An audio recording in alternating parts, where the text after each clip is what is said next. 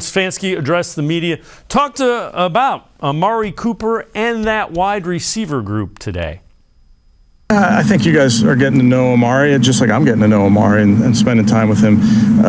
He is a little bit more low-key, not loud and boisterous, but he's a great teammate. He's brilliant, smart. I sit right behind him in meetings. He's as smart a player as I've been around.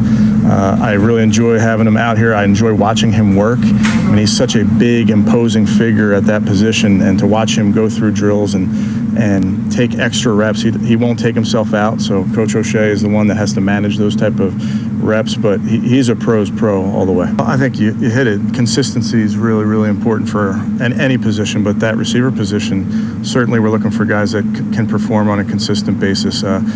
We do have Amari who's done it at a high level, throughout his career, and we do have young guys that we're excited about. So it's a group, on whole, it's a group that we're excited about.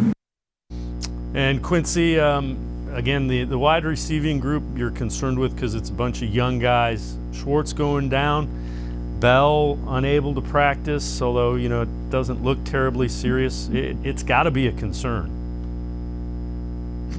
Yeah, it's that early part of training camp. You know what I mean? It kind of happens all the time where we get these small injuries. And, the offseason in general is a lot of fun for doom and gloom time, but I think they're pretty much fine here.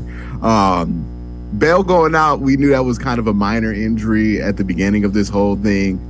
With Anthony Schwartz, and this kind of reminds me of the Josh Rosen thing where people are making a mountain out of a molehill here. Like, I don't know what the expectation internally was for Anthony Schwartz. I know what my expectations were. It wasn't that he was going to be carrying the offense. I thought he was going to be competing for time here with Jakeem Grant, right? When you look at both of those players, they could do similar things. Hell, you can even add Isaiah Weston into that conversation, right? Because, Anthony Schwartz isn't much different than those guys there. So, yeah. Anthony Schwartz going down, is that not good? Obviously, it's not good.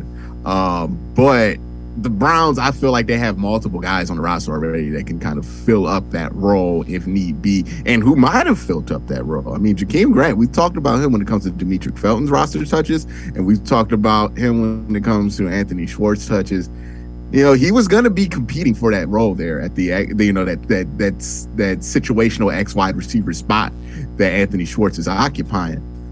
So I've more so feel bad for him as far as his development and his career, because you want to see him kind of take that next step and see what he can do.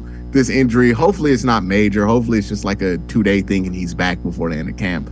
But, even if he has to miss a week or two, that's still a lot of time that he can't get back. And he's at a critical part of his career where he has to, prove it that he can be one of those guys that can make the team right now. Because, even with a not great deep room like the Browns wide receiving room, he's kind of on the chopping block.